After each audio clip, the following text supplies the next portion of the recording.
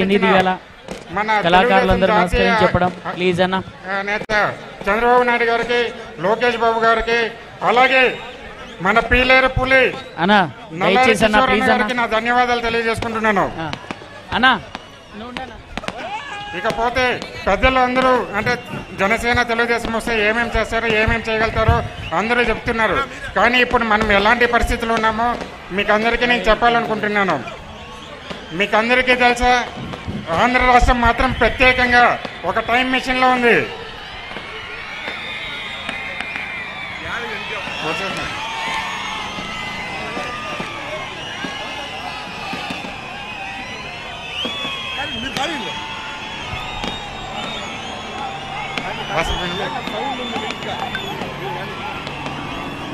అలాగే ఈ ఆంధ్ర రాష్ట్రం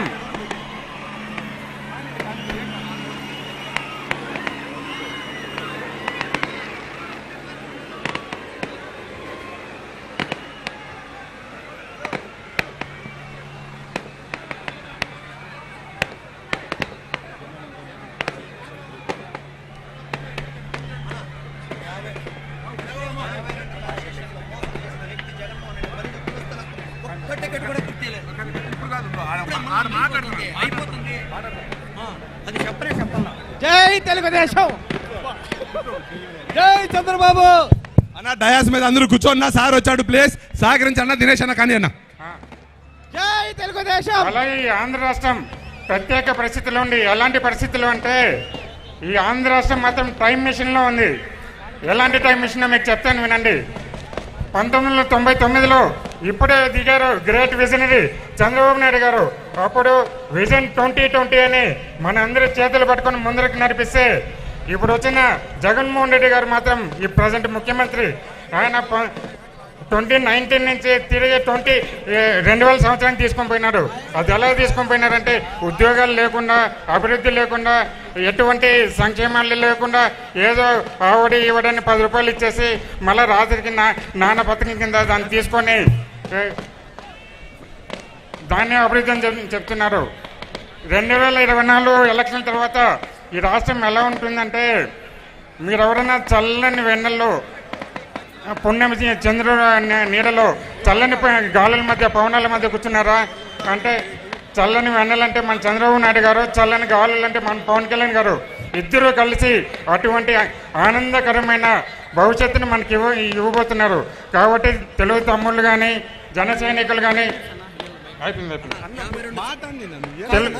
తెలుగు తమ్ముళ్ళు కానీ, జన సైనికులు కానీ ఈ 3 నెలలు కష్టపడి ఉమ్మడి అభ్యర్థులని విజయాన్ని తోడ్పడాలని, అలాగే పీలేల్లో ఖచ్చితంగా ఇదివరకు 20 ఏళ్ళుగా తెలుగుదేశం రావట్లేదు, ఈసారి ఖచ్చితంగా తెలుగుదేశాన్ని గెలిపించి, తెలుగుదేశం కానీ ఉమ్మడి అభ్యర్థిని కానీ గెలిపించి చంద్రబాబు నాయుడు గారు కానీ పవన్ కళ్యాణ్ గారు కానీ గిఫ్ట్ ఇస్తామనేసి ప్రతి ఒక్క జన సైనికుని కోరుకుంటూ సెలవు తీసుకుంటున్నాను.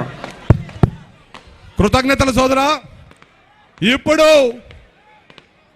సంవత్సరం 10 నెలల క్రితం తెలుగుదేశం పార్టీ జెండా పొగరుని, తెలుగుదేశం పార్టీ జెండా పౌరుషాన్ని, తెలుగుదేశం పార్టీ ఈ ప్రాంతంలో లేదు అని కారు కూతులు కూసిన వాళ్లకు ఘన విజయంతో సమాధానం చెప్పిన సోదరుడు కంచర్ల శ్రీకాంత్ గారిని మాట్లాడాల్సిందిగా కోరుకుంటున్నాం. అందరికీ నమస్కారం. రా కదలిరా అని నారా చంద్రబాబు నాయుడు గారు ఇచ్చిన పిలుపు మేరకు ఈరోజు అన్నమయ్య జిల్లా సంబంధించినటువంటి ఈ కార్యక్రమానికి విచ్చేసిన తెలుగుదేశం పార్టీ కార్యకర్తలకి, నాయకులకి, అలాగే వేదిక మీద ఉన్న జిల్లా స్థాయి, రాష్ట్ర స్థాయి నాయకులకి, ఈ సభకు అధ్యక్షత వహించిన నల్లారి కిషోర్ కుమార్ రెడ్డి గారికి, ఇతర తెలుగుదేశం పార్టీ అభిమానులకి అందరికీ నా హృదయపూర్వక నమస్కారాలు, ధన్యవాదాలు తెలియజేస్తున్నాం. అలాగే ఎమ్మెల్సీ ఎన్నికల్లో నాతో పాటు రామ్ గోపాల్ రెడ్డి గారికి, ఇద్దరి కోసం గ్రామాన కృషి చేసినటువంటి ప్రతి తెలుగుదేశం పార్టీ కార్యకర్తకి, నాయకులకి శిరస్సు వంచి పాదాభివందనాలు తెలియజేసుకుంటా ఉన్నాం.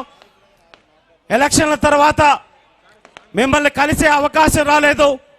కుప్పం నియోజకవర్గంలో తెలుగుదేశం పార్టీ కోసం పనిచేస్తూ మిమ్మల్ని కలవలేకపోయినందుకు చింతిస్తున్నాను.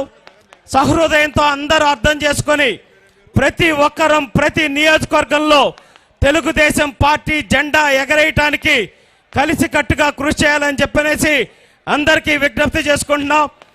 2021లో జగన్మోహన్ రెడ్డి గారు మాట్లాడుతూ నా వెంట్రుకు కూడా ఎవరు పేకలేరన్నారు. 2022లో నన్ను నమ్మండి ప్లీజ్ అన్నాడు. 2023లో మిమ్మల్ని నమ్ముకున్నానన్నాడు. 2024లో హ్యాపీగా దిగిపోతానంటున్నారు. మీరు దిగనవసరం లేదు జగన్మోహన్ రెడ్డి గారు.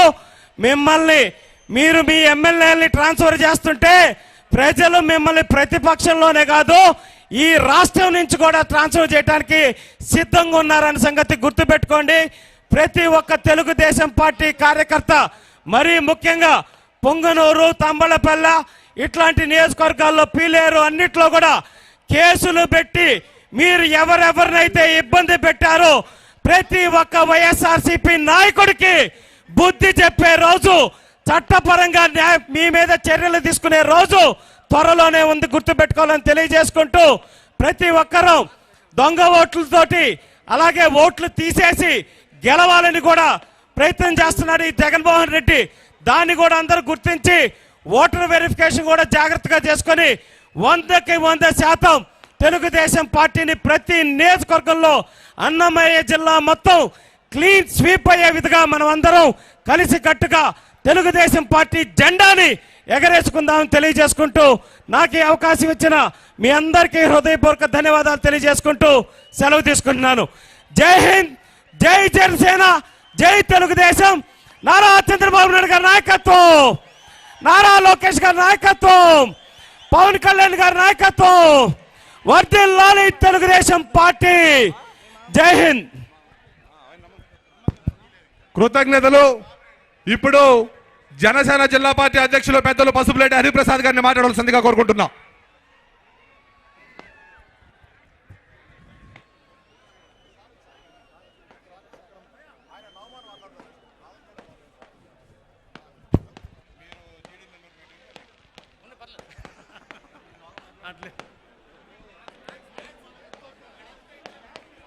ఓం నమో వెంకటేశాయ. పెద్దలు శ్రీ నారా చంద్రబాబు నాయుడు గారు, జనసేన పార్టీ అధ్యక్షులు పవన్ కళ్యాణ్ గారు, అలాగే వేదిక మీదున్న జనసేన తెలుగుదేశం నాయకులకి, వేదిక ముందున్న జన సైనికులకి, తెలుగు తమ్ముళ్ళకి అందరికీ కూడా ధన్యవాదాలు తెలియజేస్తున్నాం. ఈరోజు ఆంధ్ర రాష్ట్రం అంధకారంలో ఉంది. ప్రజలు అయోమయంలో ఉన్నారు, కష్టాల్లో ఉన్నారు. ఒకటి చెప్తున్నాం, ఈరోజు జనసేన తెలుగుదేశం కలయిక, జనసేన తెలుగుదేశం కలయిక జనసేన గెలవడానికో తెలుగుదేశం గెలవడానికో కాదు.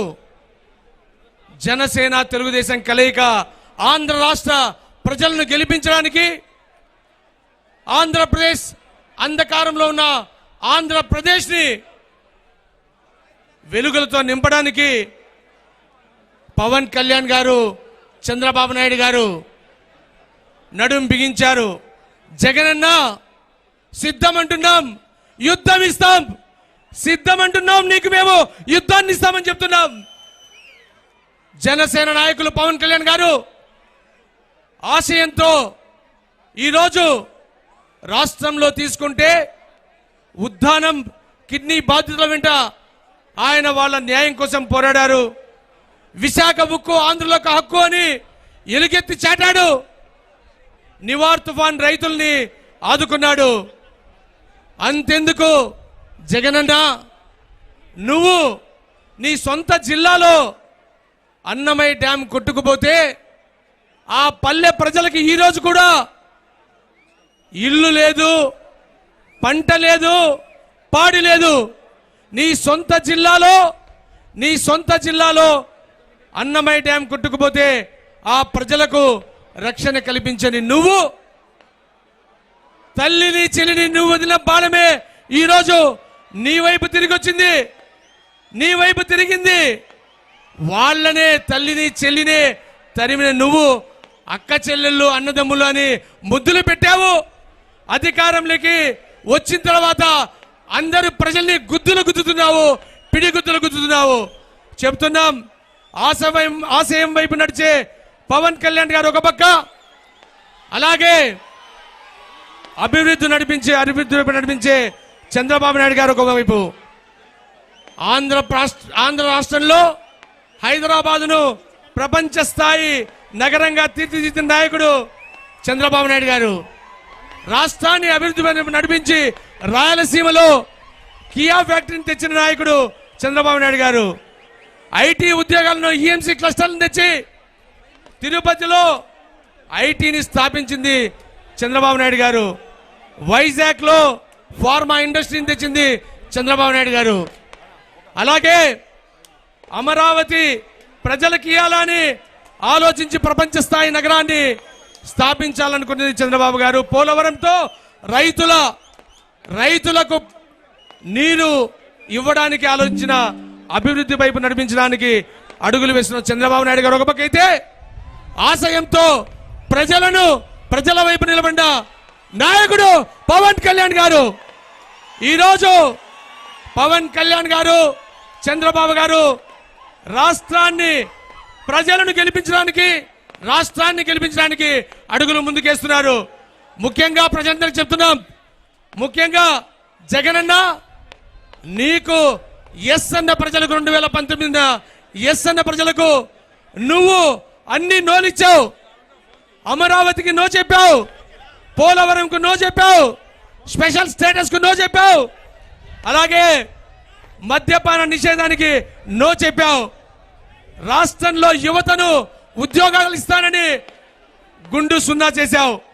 మహిళలకు రక్షణ లేకుండా దాదాపు 30,000 మంది మహిళలు రాష్ట్రం నుంచి మాయమైతే మహిళలకు రక్షణ లేకుండా పోయింది. రైతు రాజన్నావు, రైతును కూలీని చేశావు.